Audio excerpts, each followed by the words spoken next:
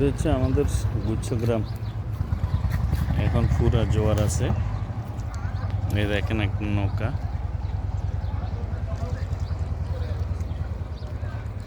এখন পুরা জোয়ারটা আছে দেখেন।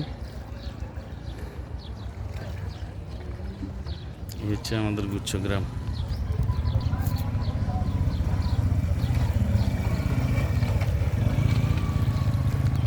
এই হচ্ছে গুচ্ছগ্রাম।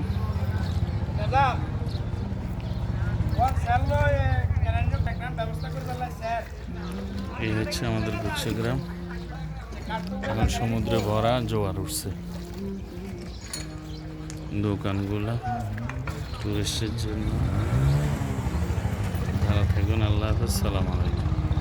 দেখেন একটা নৌকা।